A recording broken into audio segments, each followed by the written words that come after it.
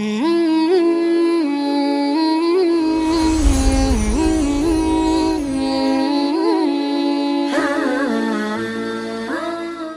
باللہ من الشیطان الرجیم، بسم اللہ الرحمن الرحیم۔ قائم ٹی وی کی جانب سے پروگرام رحمان رمضان میں آج کا موضوع ہے ہمارا بی بی خدیجۃ الکبریٰ ام المومنین ملکۃ العرب طاہرہ سیدہ خاتون جنت کی والدہ گرامی ہمسر رسول کریم خاتم النبیین رحمت للعالمین، اور اسی موضوع کو لے کر ہم آپ کے سامنے حاضر ہوئے ہیں۔ اور ماہ رمضان کی بابرکت جو دن اور رات چل رہے ہیں کہ ہمارے روزے میں جیسے ہمارے رب العزت نے ارشاد فرمایا کہ جب تم روزہ رکھتے ہو تو تمہاری سانس بھی عبادت ہے،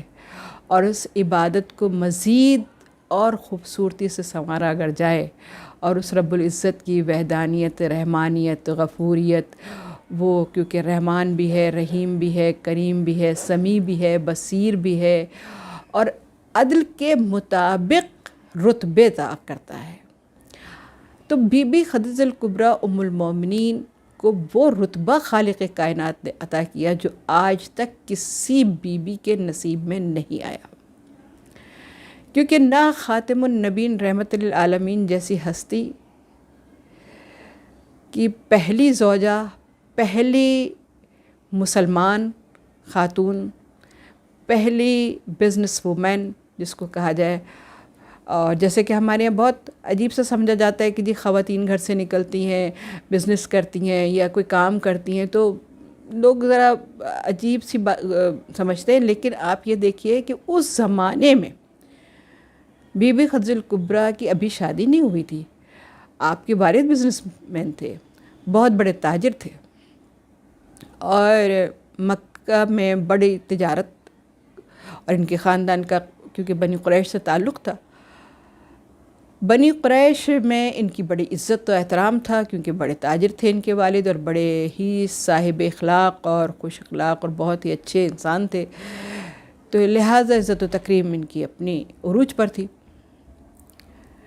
لیکن کہتے ہیں نا کہ جب انسان کے اخلاق بھی اچھے ہوں، اللہ نے رزق بھی دیا ہو، اللہ نے عزت بھی عطا کی ہوئی ہو، اور پھر بھی اس میں غرور اور تکبر نہ ہو، اور انسان کو صحیح طریقے سے پہچاننا آتا ہو، انسان کی پہچان رکھتا ہو، اصل چیز جو ہے وہ ہے انسان کی پہچان، اور انسان کی پہچان ہوتی ہے عقل و تدبر سے۔ لہٰذا ہم جب بھی اگر دعا مانگیں ماہ رمضان میں، ہم اپنے بچوں کے لیے بتانا چاہ رہے ہیں کہ جب بھی آپ ماہ رمضان میں نماز کے بعد دعا مانگیں تو ضرور یہ کہیں کہ پروردگار تو ہمیں عقل سلیم عطا فرما اور ہمیں خوش اخلاقی عطا فرما، کیونکہ یہ دونوں چیزیں ایسی ہیں کہ جیسے سورہ رحمان میں رب العزت نے فرمایا کہ خوش خلق عورتیں جنت میں ہوں گی، یہ نہیں کہا کہ بہت عبادت گزار عورتیں جنت میں ہوں گی، یہ نہیں کہا کہ جی متقی پرہیزگار جنت میں ہوں گی، نہیں، یہ کیا کہا خوش خلق عورتیں جنت میں ہوں گی۔ تو اللہ تعالیٰ خوش اخلاقی بھی عطا فرمائے، اور ہمیں سب سے زیادہ جو ہمارے اندر انکساری ہونی چاہیے وہ ہونی چاہیے جس سے اللہ تعالیٰ خوش ہو۔ یہی وجہ تھی کہ شاید ہمسر رسول بنی بی بی خدیجہ الکبریٰ ام المومنین، جن کو ملکۃ العرب بھی کہتے ہیں، کہ ان کے والد پھر ایک جنگ میں گئے اور اس جنگ میں وہ شہید ہو گئے۔ اس کے بعد سارا کاروبار بی بی خدیجہ الکبریٰ کے ہاتھ میں آیا، اور آپ نے اس کاروبار کو اپنی عقل مندی سے، اپنی فہم و فراست سے اس قدر بڑھایا کہ وہ 80,000 اونٹ، تاریخ یہ لکھتی ہے کہ 80,000 اونٹ مال تجارت کے ہر وقت صحرائے عرب کے اطراف میں رہتے تھے، اور ان کے گھر کی کنیزیں سونے کی پیٹیاں پہنے رہتی تھیں، ان کا خیمہ اگر کبھی سفر میں آپ ہوتی تھیں تو ان کا خیمہ سونے کے کلوں سے گاڑا جاتا تھا، اور 24 سیر سونا کی قلعے ہوتے تھے جو ان کے خیمے گاڑے جاتے تھے۔ اتنی دولت مند خاتون تھی۔ اب آپ ان کی دولت کا اندازہ لگائیے کہ بے حساب دولت تھی کہ جس کا کوئی حساب نہیں تھا۔ آپ بلکہ اپنی بے حساب دولت کے حساب کی وجہ سے کچھ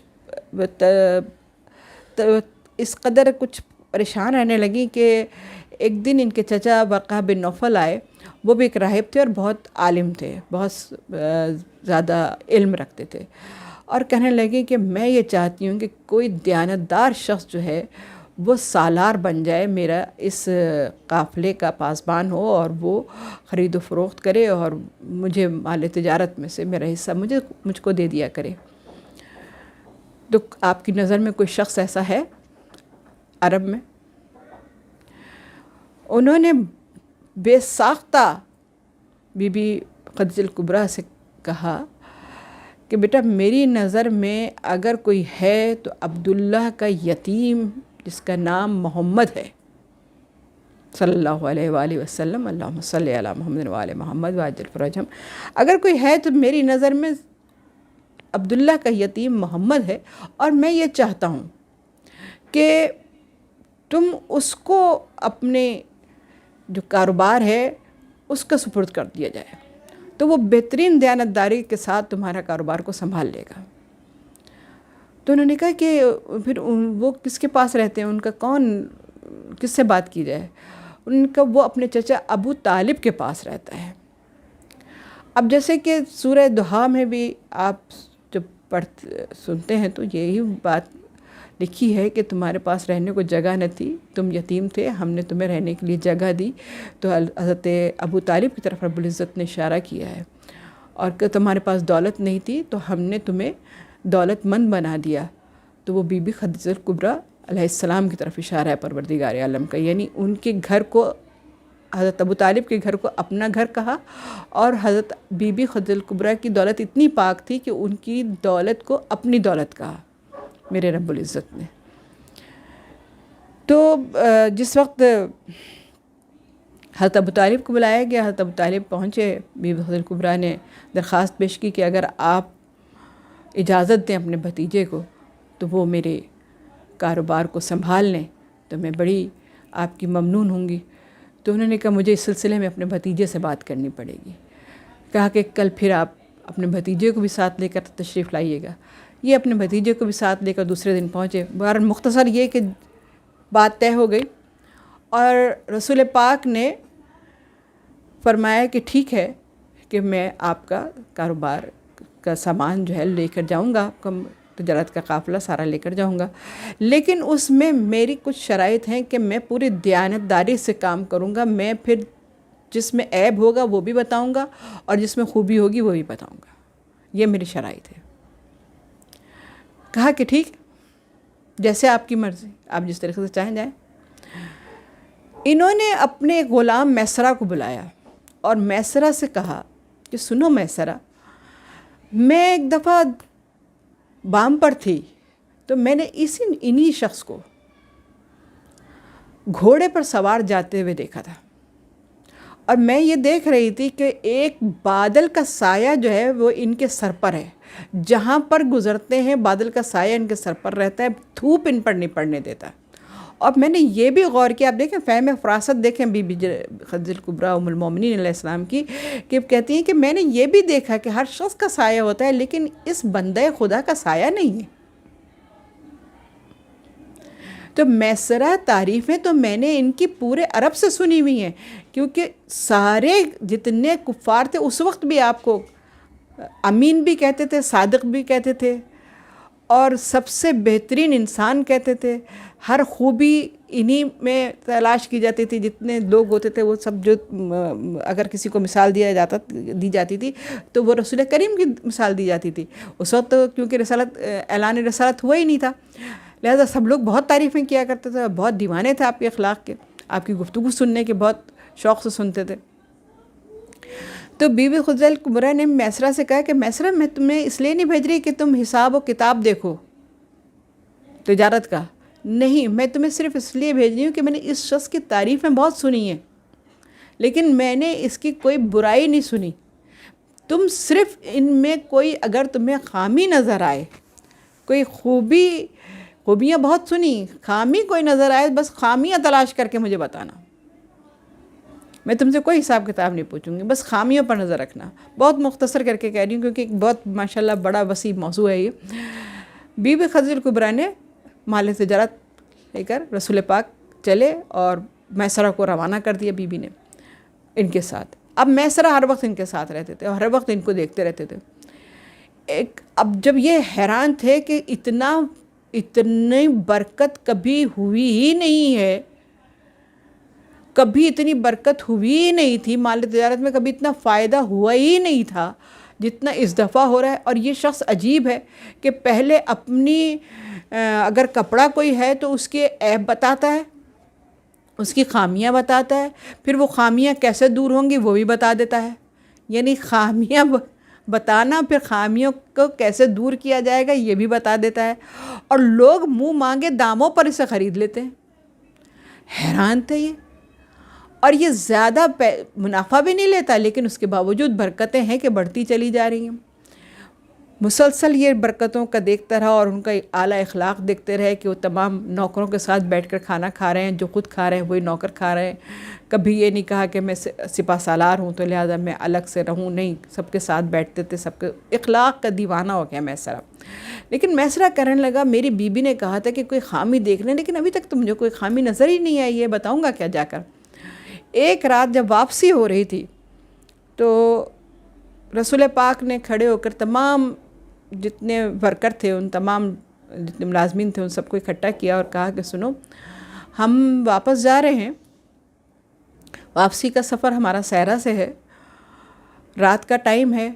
رات کا وقت ہے، لہذا ایک ایک چراغ صرف جلایا جائے، زیادہ روشنی نہ کی جائے کیونکہ تیل ختم ہو جائے گا تو پھر اندھیرا ہو جائے گا اور سب کو تکلیف ہوگی. لہذا ہر خیمے میں ایک چراغ روشن کیا جائے، زیادہ چراغ نہ ہو. سب لوگوں نے سن لیا، ٹھیک ہے. رات کافی بیتی، میسرہ کی آنکھ کھلی، میسرہ باہر نکلے، دیکھا کہ سب کے خیموں میں ایک ایک چراغ روشن ہے، لیکن خود رسول کریم کے خیمے میں اتنی روشنی ہے کہ آسمان تک جا رہی. انہوں نے کہا یہ خامی نظر آ گئی مجھے کہ دوسروں کو تو کہتے ہیں کہ ایک ایک چراغ جلانا، اور اپنے خیمے میں اتنے چراغ روشن ہے کہ آسمان تک روشنی جا رہی ہے. دیکھتا ہوں جا کر. یہ گئے.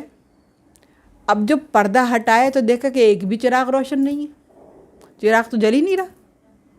لیکن ہاتھوں سے بھی روشنی نکل رہی ہے، انگلیوں سے روشنی نکل رہی ہے، پیروں کی انگلیوں سے روشنی نکل رہی ہے، اور چہرے سے اس قدر نور ساطع ہے کہ آسمان تک جا رہا ہے. اور ایسا لگ رہا ہے کہ آسمان پر جاتا ہے پھر واپس آتا ہے، پھر جاتا ہے واپس آتا ہے. ایسا لگتا ہے کہ نور جو ہے وہ آپس میں جیسے مل رہے ہوں، آسمان و زمین کے نور جیسے روشن ہو کر ایک دوسرے سے مل رہے ہوں. حیران ہو جاتا ہے، کہتا ہے یہ عام انسان نہیں ہے، یہ ہم جیسا نظر ضرور آتا ہے لیکن ہم جیسا نہیں ہے. اس کے بعد یہ جیسے وقت گزرا، گھر پر پہنچے تو جلدی سے بی بی خدیجہ کبریٰ ام المومنین نے ان کو بلایا اور بلا کر کہا میسرہ بتاؤ کیا خامی دیکھی. کہا بی بی ہاتھ جوڑ کر عرض کرتا ہوں، پہلے میں آپ کا غلام تھا، اب بھی جسمانی طور پر غلام ہوں آپ کا، لیکن دل سے غلام میں محمد مصطفیٰ صلی اللہ علیہ وآلہ وسلم کا. میرا دل غلام ہو گیا ہے اس کا کہ وہ ہم جیسا نہیں ہے. لگتا ہے وہ ہم جیسا مگر ہم جیسا نہیں ہے. تو پھر بی بی کہتی ہیں اچھا اس میں کوئی خامی نہیں تھی. کہا کوئی خامی نہیں تھی. پھر آپ نے تمام واقعات بیان کیا، کہا کہ میں نے کبھی زندگی میں ایسا شخص نہیں دیکھا جو خوبیاں بھی بتائے اور خامیاں بھی بتائے، اور پھر بھی اس کا مال جو ہے وہ اس قدر داموں پہ بک جائے اور اتنی رحمت ہو، اتنی برکت ہو، اور ہر ایک کے ساتھ اتنی خوش اخلاقی اور اتنی رحمت سے بات کرتے ہیں کہ دل پگھل جاتا ہے ایک دم ان کی گفتگو سن کر. تو اس قدر خوبصورت گفتگو کرتے ہیں کہ دل چاہتا ہے کہ سنتے ہی رہو بیٹھ کر. اتنے پیارے انسان ہیں، ان کی صورت بھی بہت پیاری ہے، ان کی سیرت بھی بہت پیاری ہے. بی بی ان جیسا کوئی انسان نہیں ہے، بلکہ میں تو یوں کہوں گا کہ وہ انسان نہیں ہے، بس آسمان سے ایک نور ہیں جو ہمارے درمیان میں موجود ہے. بس یہ تعریفیں سنی تھیں. بی بی خدیجہ کبریٰ نے ورقہ بن نوفل کو بلایا اور کہا کہ میں یہ چاہتی ہوں کہ بہت زیادہ گھرانوں سے، بہت امیر گھرانوں سے، عرب کے بہت بڑے لوگوں کے ہاں سے میرے رشتے آ رہے ہیں، لیکن میں یہ چاہتی ہوں کہ میں ایسے صاحب کردار سے شادی کروں کہ جو میرا ہم سفر ایسا ہو کہ جو بہترین ہو۔ آپ کا کیا خیال ہے؟ ورقہ بن نوفل نے کہا کہ تمہارا انتخاب لاجواب ہے، اس لیے کہ مجھے معلوم ہے کہ میں نے کتابوں میں پڑھ رکھا ہے جو کچھ اس کے اندر اس کی سیرت ہے، مجھے یہ آخری نبی لگتا ہے، یہ آخر الزمان کا آخری نبی ہے، یہ رحمت للعالمین ہے، یہ وہی نبی ہے کہ جس کی بشارت حضرت عیسیٰ نے بھی دی، حضرت موسیٰ نے بھی دی، توریت میں بھی ہے، زبور میں بھی ہے، انجیل میں بھی ہے، وہ تمام نشانیاں اس شخص میں موجود ہیں، اور یہ وقت کا نبی ہے۔ اس وقت آپ کی عمر بعض کتابوں میں لکھا ہے کہ عمر 25 سال تھی، اور بی بی خضر کی عمر تھوڑی سی بڑی تھی، یہ برابر تھی، بہرحال تاریخوں میں اس میں اختلاف ہے، لیکن بہرحال آپ کی طرف سے رشتہ گیا، رشتہ منظور ہوا، اور پھر جب شادی جو آپ کی ہوئی ہے تو وہ 500 درہم آپ کی مہر رکھے گئے جو کہ خود رسول پاک نے ادا کیے، اور آپ کا خطبہ نکاح، میں یہاں پر اپنے مسلمان بھائیوں بہن بھائیوں سے مخاطب ہو کر کہوں گی کہ اس گھر میں پلے ہیں کہ جس کا ایک نوالا حضرت ابو طالب نے اگر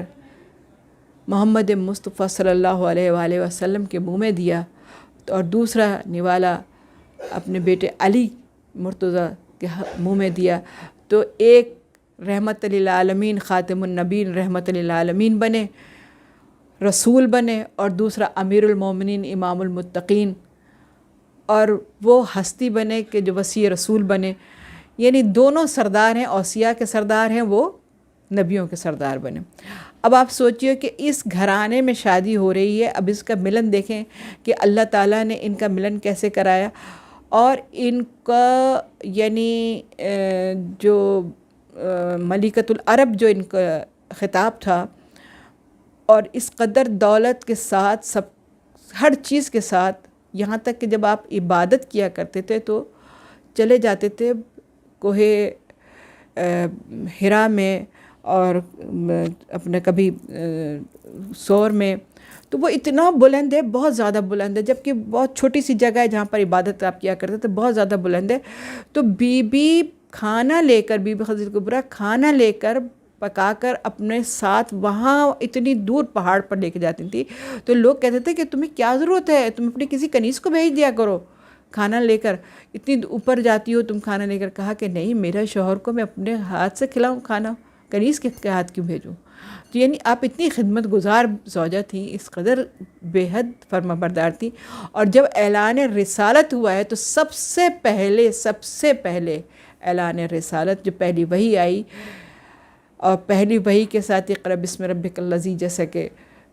تمام مسلمان کہتے ہیں کہ پہلی وحی آئی کہ اعلان رسالت جب آپ نے کیا ہے، تو جس وقت آپ نے اعلان رسالت کیا تو سارے کفار جو آپ کے بہت دوست تھے، بہت رشتہ دار تھے، سب کے سب، حد تک کہ سگے چچا تک، ابو لہب تک جو تھے، چچا جو تھے، وہ تک سب کے سب دشمن بن گئے، لیکن سب سے پہلے اسلام لانے والی بی بی خدیجہ کبریٰ ام المومنین ہے۔ اور میں تو یوں کہوں گی کہ اللہ تعالیٰ نے ان کی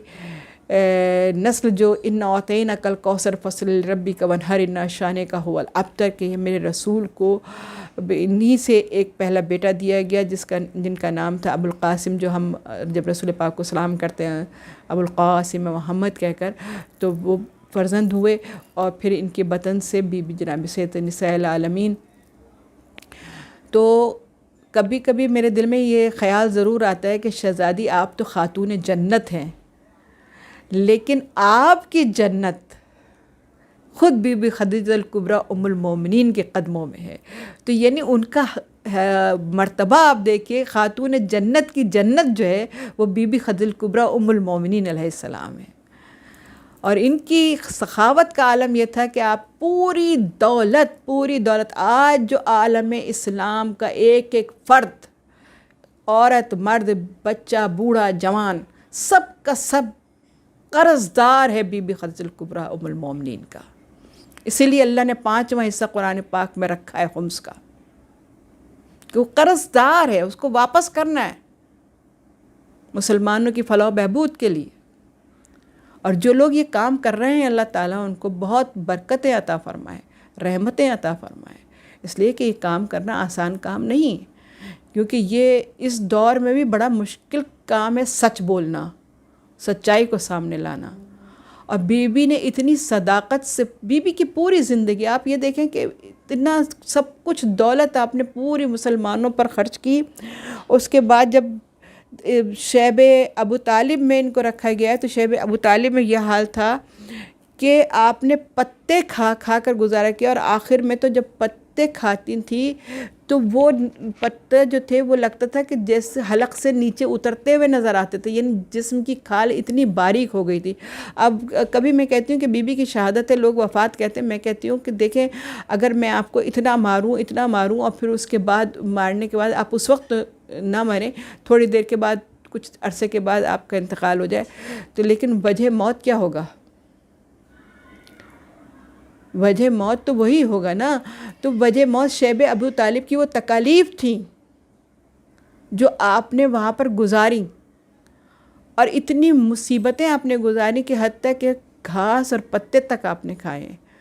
جو کہ اتنی بڑی ملکۃ العرب کی جس کی کنیزیں 24 سر سونے کی پیٹیاں اور سونے کے زیورات پہنتی ہوں،